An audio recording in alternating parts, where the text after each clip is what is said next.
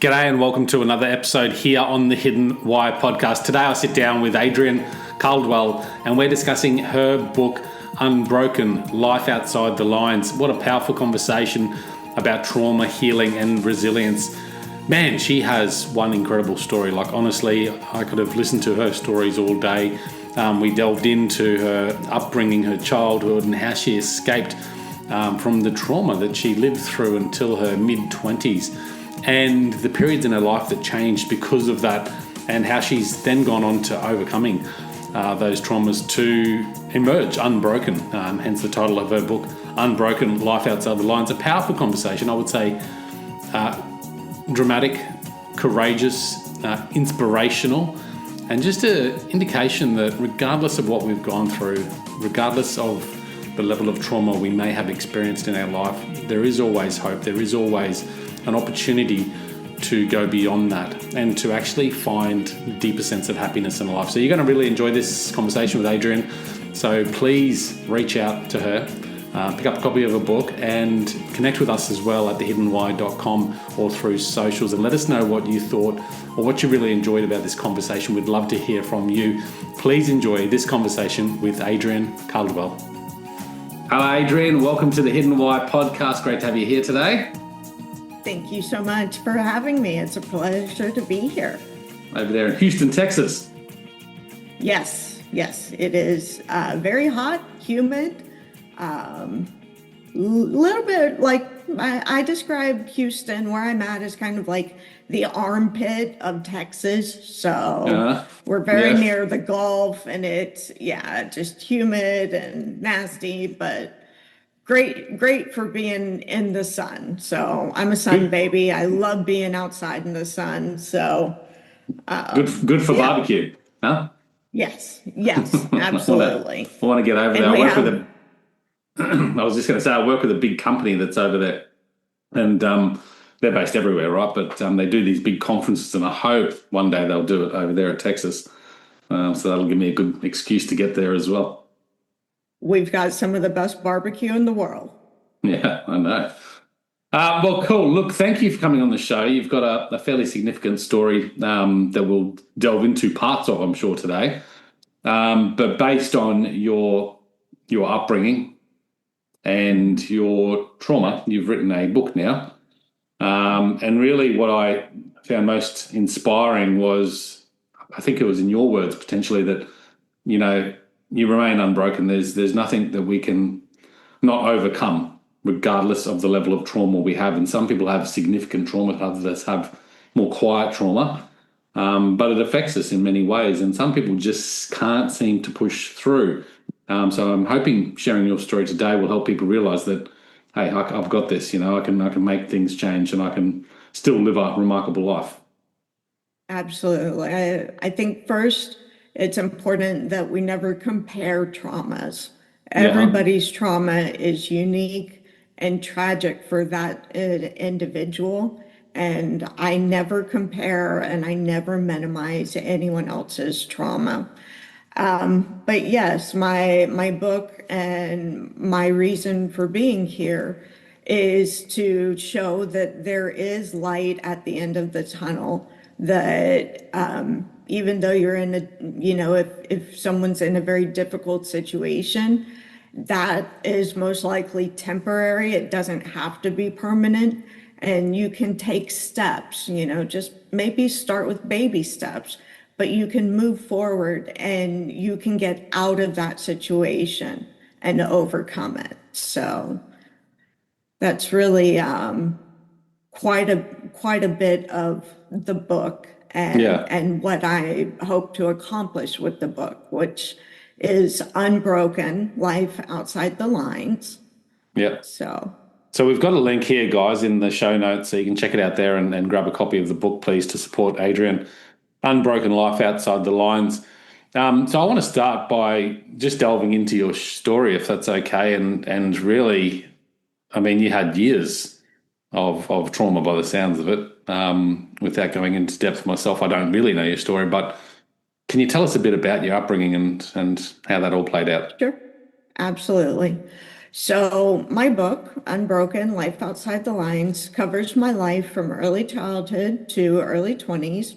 And during this time, I was either the witness to or the victim of the sexual assault of a young girl, the drowning death of another child, emotional and physical abuse, extreme poverty, mental illness, homelessness, horrifically abusive foster care, bulimia, drug and alcohol addiction, pedophilia, death, suicide, and even incest.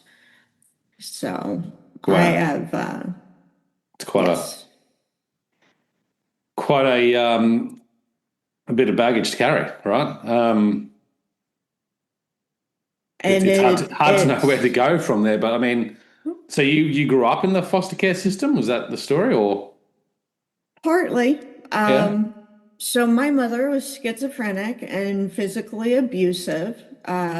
She wasn't able to really support us and make enough money to live independently. She tried a couple of times, Sorry, but when you say us, were there your siblings as well? my brother, he came along when I was 9. Sorry, Okay, I should have clarified that. no, that's okay. But we basically rotated between two sets of aunts and uncles. And eventually, my mother got tired of their interference. There was a cycle. She would beat me, hangers, shoes, books, a dog leash. And my aunt would go to her husband, my uncle, who was the patriarch of the family after my grandmother passed, and he would have a talk with my mother and say, "Look, please don't beat your daughter." And my mother basically just got tired of being told how to raise us and what she could and couldn't do. So she went down to the government services office, asked how to get an apartment, a government subsidized apartment, which we, she was told, well, you're living with family. You don't have as high of a need as someone who's living in a homeless shelter. So she made the decision that we were going to live in a homeless shelter. And that's how I spent the summer after fourth grade. And we did end up getting an apartment in the ghetto. I mean, if you Googled the apartment complex, it was Haverstock Hill, you'll see that there are murders and drug deals. And basically, if you mind your own business, you'll be fine. And I am so sorry, but I have completely lost track of the question. No, that's okay. It was just delving into your story anyway, so there's assets in there that we can look at. But so you went from the homeless shelter into a unit into the Oh, Bronx. foster care. Yeah, Foster care. excuse me. So, my mother actually became infatuated with a man in Alcatraz prison in San Francisco. Mm. And she decided that she wanted to move us, my mother, my brother, and me, to San Francisco. And even though we were living in the ghetto and we really didn't see my aunts and uncles, they came 3, maybe 4 times, even though they knew that she was sick and not well and that she was beating us. They didn't come and check on us. She decided that she wanted to move us to San Francisco. And when the second to last week of school, she took us down to the bus station to get on a bus to go to San Francisco. And I just flat out refused. And we were in public, and she couldn't physically force me. I was 12 years old at this age, at that time. And so what happened is the next week was the end of school, and I got off the school bus last day of school. I called my aunt, and my mother, her arm reached over my shoulder and disconnected the call. And my mother then proceeded to take me back into the very back of the apartment in her closet and beat me. She started out with the belt. When my head knocked the dowel rod, the wooden rod that you hang your clothes on in your Yeah, closet, yeah. that's what she started using. And This time when she took me to the bus station, I did get on the bus, but I ran away. When we got to San Francisco, she called the homeless shelter that she was planning on us staying at, and they were closed for renovations. So we were sleeping on the bus benches in the bus station, in the bus terminal. And it was around 2 or 3 in the morning, and I knew that I had to get away because at the end of the beating, my mother looked at me, completely dead serious. She said, "If you get your brother taken away from me, I will kill you." And I looked at her and I said, "Would you really kill your own daughter?" And she said, "If I pounded your head into concrete over and over again and you died, it wouldn't be my fault." So that, 2 days later in San Francisco, laying on the benches in that bus station, I knew that I had to get away. Yeah. And I was torn because I didn't want to leave my brother with her. He was 4 at the time.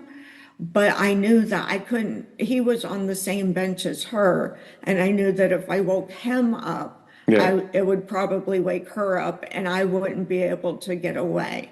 So I slipped upstairs, made a phone call to my best friend's family. She's the one that had encouraged me to go to the counselor to tell what was going on. And her dad actually told me to get out of the bus station, get as far away from my mother as I could. So I got in the car with a man who happened to be driving around San Francisco around 3 a.m. in the morning.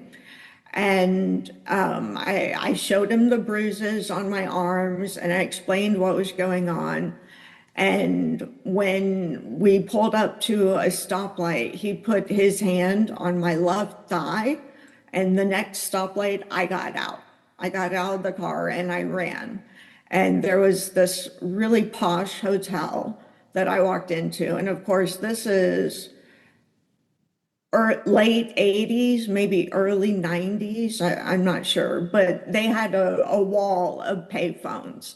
So I called my best friend's family again, and the dad actually got on an airplane, flew to San Francisco. They had some family friends in California, in San Francisco. So a woman came and picked me up because I was hiding in the bathroom stall. Like I was sitting on top of the toilet lid with my feet raised, and absolutely terrified every time the door opened because I thought it was my mother coming to get me, coming to kill me.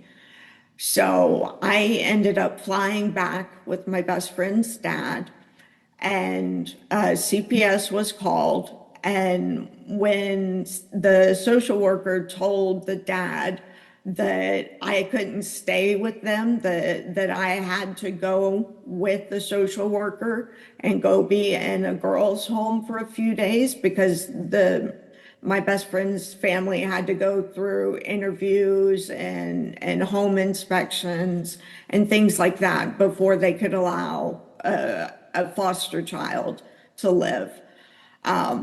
And the police back in San Francisco, the police woke my mother up and said, "Ma'am, you can't sleep on these benches."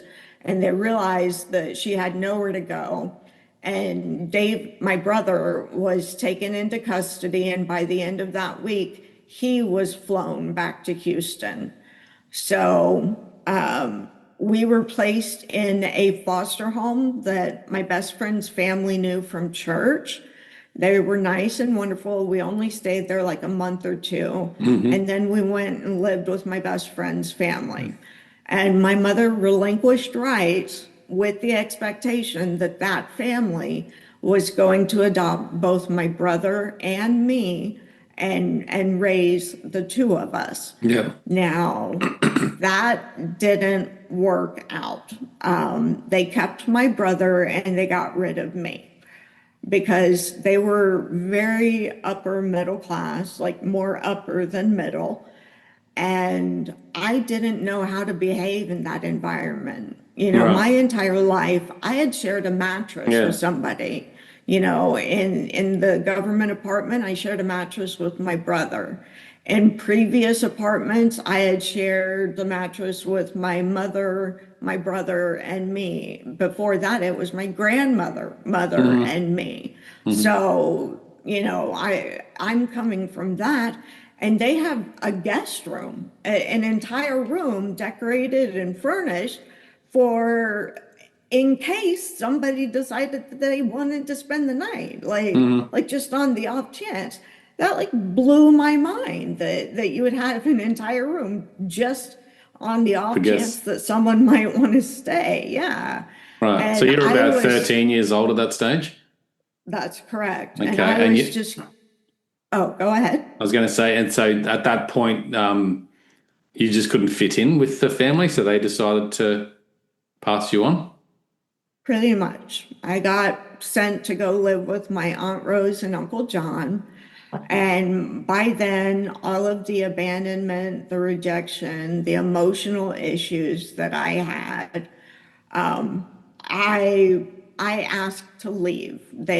My aunt and uncle had a toddler who was a holy nightmare. He would hit me repeatedly and they wouldn't punish him. And I know that seems so trivial, but I thought that I would be going to another foster home like the one that my brother and I had originally Yeah. stayed in. Hmm. Very nice, very clean, good people. And I ended up living with a woman who I refused to name her. The only thing I call her is the bitch from hell, Yeah. TBFH.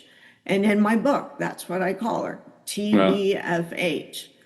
And leaving my aunt and uncle's house was the biggest mistake. And yeah, So that's how I ended up in foster care. you made that choice to leave your aunt and uncle's place at the Correct. age of 13, right? So tell us, I mean, that's a lot to go through as a child. How did your memories work of recollecting like your childhood up until you were that age of 12, 13? Like, do you have vivid memories of things throughout your childhood? Like how you rocked up at school after were physically abused by your mother? Yes. After a beating, my mother would send me to go take a shower. And it was in the shower that I would scream, that I would cry, that I would pray. I would ask God why he was subjecting me to this. What had I done? Why couldn't I have a normal mother? I also didn't understand how children with two parents survived. I was honestly grateful to have one parent because Right. the idea of having two to me, like I was just like, oh my God, how do those poor kids survive having two So parents? you thought what you were experiencing was somewhat normal. Ish, Yeah. normal-ish.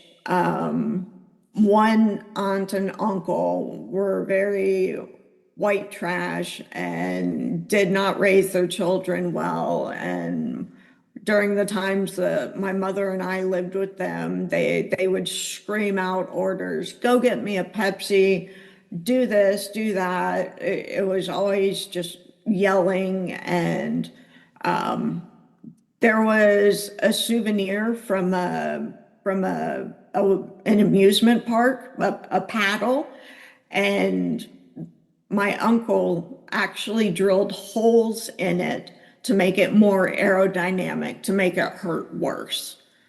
So, yes, I didn't really know what functional looked like at Right. all. And I actually watched Pretty Woman last night. I love it. I know it's such a chick flick, but I relate to the Julia Roberts character Right. because, I didn't know how to behave in those nice restaurants or going shopping at Nordstrom or Saks Fifth Avenue, Neiman Marcus, whatever. I wasn't I wasn't fluent in the language of wealth. Yeah. That makes sense. With your upbringing there and, up until sort of 12, 13, did people question, how you were living? Did they sort of investigate? Didn't happen? It's crazy, isn't it? No. And what makes it worse? So, I didn't mention this, but the week before the end of school, I had gone to the school counselor at my best friend's encouragement and told the counselor what was going on. My mother's trying to move us to San Francisco. A social worker came out to the house, and my mother could put on a great show. She could appear normal when she wanted to. And what gets me is if that caseworker had done just a little bit of research, she would have seen that in the first grade, CPS had already been alerted. There was already a case history of abuse. That social worker just missed it. If Yeah. she had looked through the records, she would have seen that the abuse that I was Started talking very early on. about. Yes. And, I try to be forgiving and I try to say, okay, they didn't have the technology then that they do now. It was very analog and files.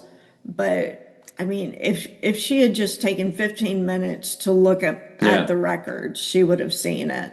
And I wonder how my life might have been changed by that. So how did that Now, affect your, like, I guess everyone copes with it differently, but at that age, up into your teens, how did it affect how you showed up in your behavior? I mean, were you less confident, sort of cowered in the corner, or were you just more outrageous and hard to control? So education was my environment Mm. where I knew what was expected of me and I excelled, I thrived. And Okay. it's where I got my validation. And at the end of sixth grade, they picked one student for each subject by grade level. So sixth, seventh, and eighth grade, and all the subjects: English, math, social studies, science, yada, yada, yada. My best friend's family came and picked my mother, brother, and me up to take me to the award ceremony. And I was selected 3 times as Yeah. student of the year for Yeah. 3 different subjects.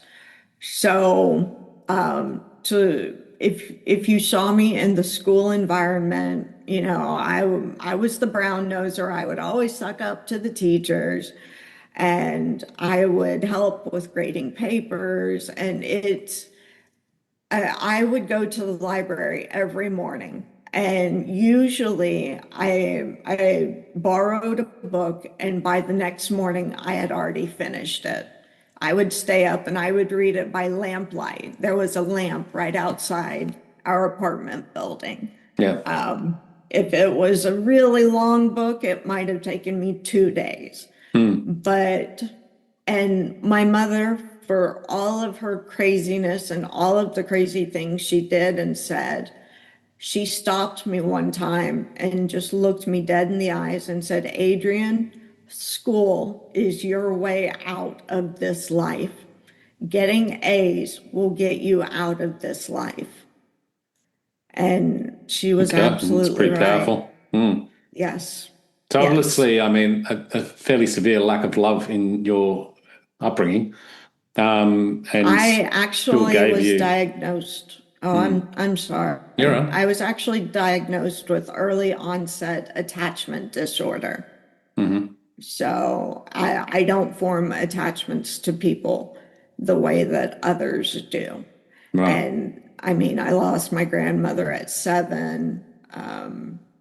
I There was no stability in my life. Mm. And, in fact, so when I went into CPS at 13, they did a psychological evaluation on me, and Yeah. I include it at the back of my book.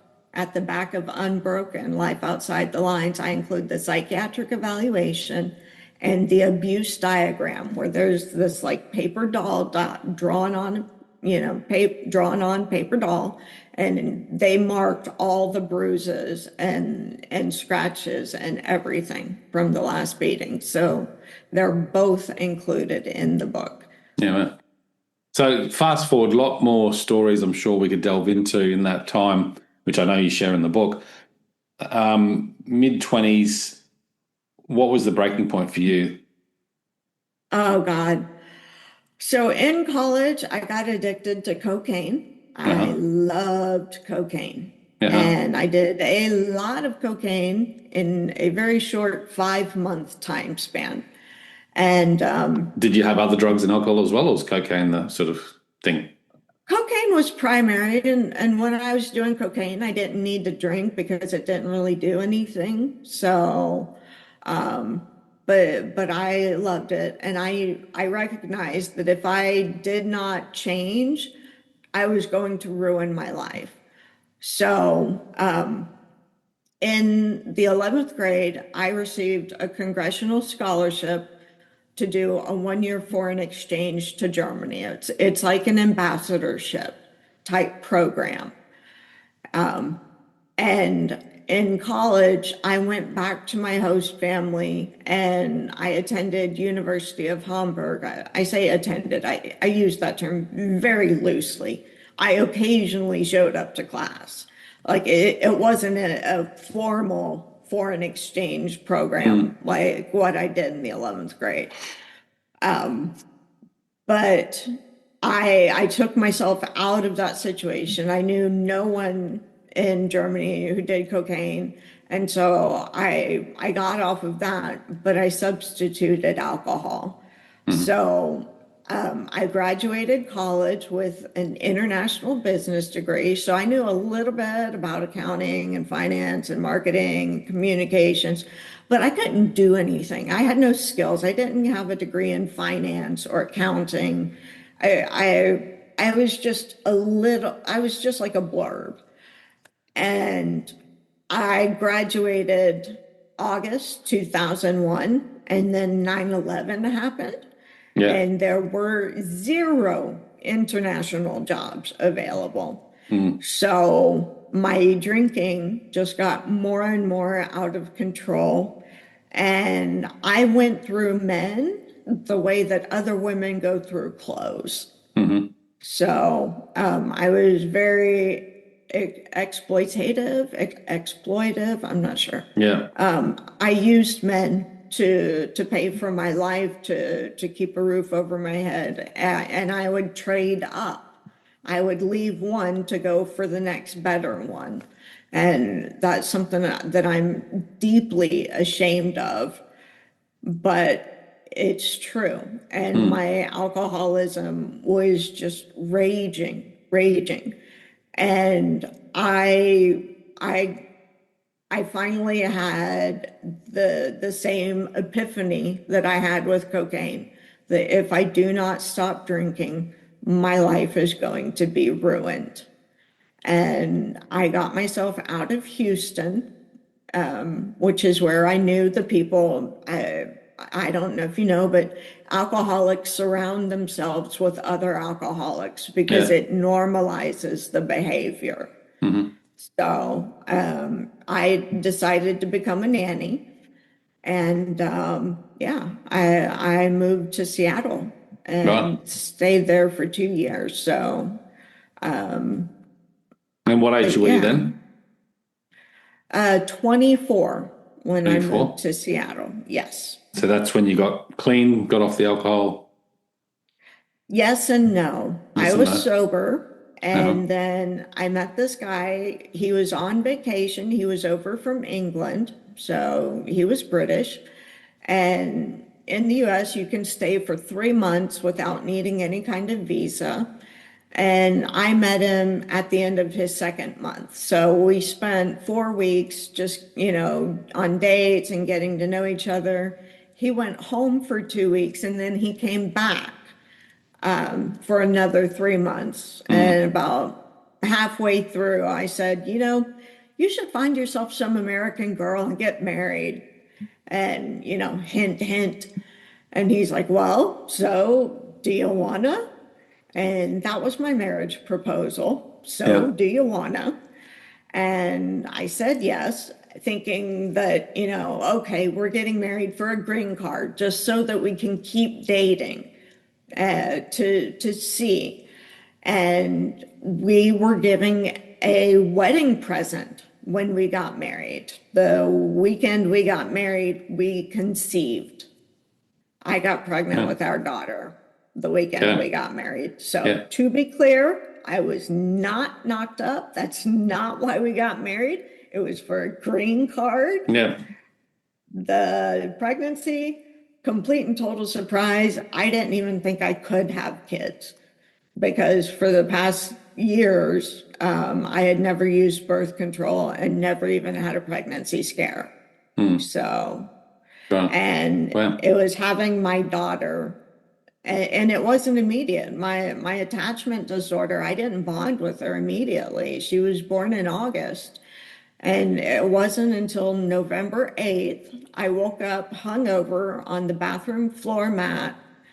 And I had been telling her dad, and his parents were over from England. I had been saying, just take her with you guys. I can't raise her. I can't do this. I'm not capable of it. And on November 8th, I made the decision that I was capable, that I would do whatever it took to raise her and to give her a childhood that I didn't have. Yeah. And that's what I did. Now, her dad did pass away when she was 10 years old. Right. And that'll be part of book number 2. Right. But yeah, I got my life together. And I call her my angel because she forced me to get my shit together. Yeah. Yeah. Jesus, lots to unpack. Yeah. Lots to unpack. What I know you talk about 11 traumas, and I don't have time to go into those 11 traumas today. But I want to leave people with some message of inspiration on how you can go about change. Obviously, you have I'd say a fairly high level of resilience. You seem to be able to go through adversity and bounce back. And some people have that, some people don't. Is that something that you think someone can create, that ability to bounce back after adversity and break through to, new and better things? Well, I didn't just bounce back. I wasn't immediately resilient. During my early 20s, I tried to kill myself more times than I can remember.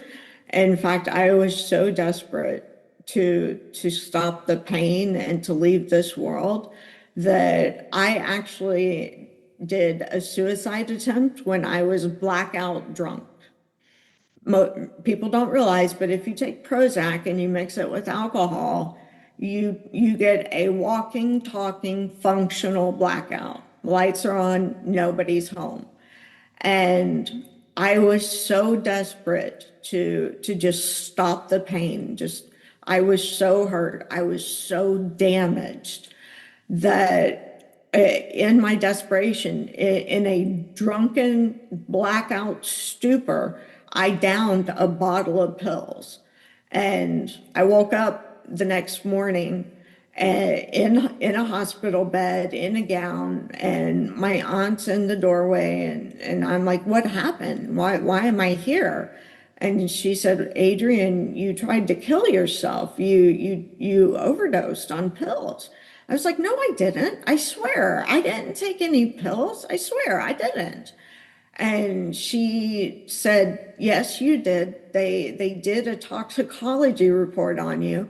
And later on, when I got back in my car, people don't realize it, but your body intervenes to like there's some sort of internal survival mechanism that kicks in. So I had regurgitated the pills, and there was the residue on the dashboard of my car. And that's when I realized that, yes, I had tried to kill myself while I was in a blackout stupor. That's how low I was. Mm, mm. So, yeah. And the resilience, it's taken years and lots of very small steps. Yeah. I asked for my CPS case files, so Children's Protective Services. Yeah. I asked for my file when I was 20 years old, and I got this giant letterbox with these two giant stacks of paper, basically everything that had ever been written about me, my psychological evaluations, my monthly reports, the evil foster mother, all of it. And it took me over 3 decades before I could actually go through it. And that's actually how the book started. Right. I was so angry at the foster mother at TBFH that I sent emails to lawyers, judges, anybody in CPS that I could get their email address, and I just kept getting told there's nothing you can do. It's too late. No, the statute of limitations. And the only recourse that I really had was to write about it. And I had been told my entire life, so I'm an expert. I went to 13 different schools growing up. I'm an expert at meeting new people and being very social and keeping the conversation always about the other person, never about Mm, me. mm. And the few times that I did actually open up, I would always hear, you should write a book. You should Yeah. write a book. Yeah. And so 4 years ago, as I was going through those papers and not getting anywhere with the lawyers or anything, I started writing. And Nice. I just started at the beginning. And, writing it has been hell. It's been absolute hell because Imagine. I've Mm. compartmentalized and repressed so much. I put the trauma in a metaphorical box on a metaphorical shelf behind a metaphorical door. Hmm. And writing this book has forced me to take each trauma out of the box and to look at it from different perspectives and to understand it and to share the story behind it. What is that? I mean, you said you are, always able to socialize with people, but, talk about them, get them talking rather than you being open. And I understand, why you'd close all that off. How did you go about being able to overcome the shame that you must feel with it and being so vulnerable about sharing your story? Like, were there any things that you could share there? How did I overcome the shame? I say for the first half of my life, I was not a good person. And that's true. I exploited men. I was very manipulative, very conniving. It was all about me. And I have spent the second half of my life trying to be a good person. I know that I hurt people and I've reached out and tried to make amends. I don't do AA. I'm not doing the 12 steps or anything. But there are people that I owed an apology. And so I went through that and yeah, and the shame, it's still with me. And I'm terrified with this book coming out that people are going to judge me, and I know they are. And I've actually just asked my husband, our plan is I'm not going to read any reviews. He will read all the reviews and he will only read the good ones to me. Filter out the That, ones that are necessary. yes, Probably a good yes, idea. he's my filter. Yeah. I think, sharing your story so authentically and so openly and again, I haven't been through a level of trauma, but I've interviewed a lot of people that have and spoken to a lot of people that have, and I think you'll get more credit and appreciation for what you're sharing than judgment, truthfully. So I hope you can take that on board, because there shouldn't be any judgment in what you've experienced, because none of it was your control. Our childhoods and our upbringings is very much out of our control. And if anything, from what you've shared to me in a glimpse today, you took control of that, and at 12 made that dash for it. And yes, it didn't happen then either, but then, over the course of your teen years and then your early adult years, you made more choices that you had better control over. And look, a lot of people wouldn't have. A lot of people would have been broken, dead, in lockup or whatever it might be. So I appreciate you writing your book and sharing your story so openly, and I hope it goes well. We can connect again when book 2 comes out. Absolutely. That'd be great. And thank you for having me on here. I really appreciate you letting me share my story with your audience and with you. So it's a pleasure. Yes, a lot more I'd love to delve into. Is there any particular directions people can check in with you, reach out? Obviously, we've got the book link in the show notes. So go to my website, Unbroken Caldwell, C-A-L-D, Unbroken Caldwell, and you'll get the prologue in chapter 1. But I have included photographs of me growing up as a child. There's even a photograph of me with my hand on my grandmother's casket. I have also included my CPS case files, the documents that were written about me. I've included those. I've included, the first psychological evaluation and the abuse diagram are included in the book. There's a second psychological evaluation, and that one, by then I had learned how to game the system and how to manipulate it. Right. So I have all of these documents. So people, it's more than just proof. It's the clinical aspect of my firsthand account. And what I would love would be to have my book used in a curriculum for counseling or psychology students focusing on childhood trauma. So that's actually my secondary target audience. I'd love for it to be used, because I do have, I know trauma memoirs. I'm not the first one with a trauma memoir. It's not unique, but having those clinical case files, having that professional viewpoint on it to go alongside that firsthand account. Yeah.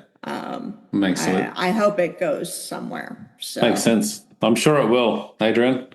So thank you again for coming on and being so open. It's been truly a pleasure. Thank you for having me.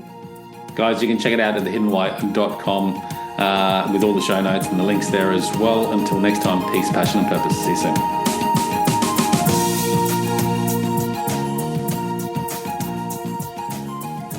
So there you have it. What a moving story with Adriene. Just, you can't fathom what some people go through in life and how they actually overcome that. Like, I look at my life and I've been very fortunate to have a beautiful upbringing and a very fortunate life in general. Yes, some small amounts of trauma, but man, I just can't imagine how people go through that and still come out the other side with this just level of resilience and courage. And then to go on to share that, I think that's what's most powerful, is to go through all that, and regardless of the shame that you might feel, to then go and share those stories so openly and vulnerably with others, because that's going to help others dramatically, and I hope this book does. So make sure you check out the show notes at thehiddenwhy.com. You can order a book through the links provided there. Please help support the show. And if you like these kind of conversations, make sure you subscribe so you can stay tuned to upcoming conversations on the Hidden Why podcast. My journey here, guys, is to help empower people and encourage people, inspire people to live life with greater freedom, fulfillment, and happiness. And certainly, if that's what you're seeking right now, I'd love to connect with you. Jump on a call with me, a free call. We can have a quick chat and see what direction you're heading in and how we can help you live life with greater freedom, fulfillment, and happiness. Connect with me at thehiddenwhy.com, and until the next episode, have a great week ahead.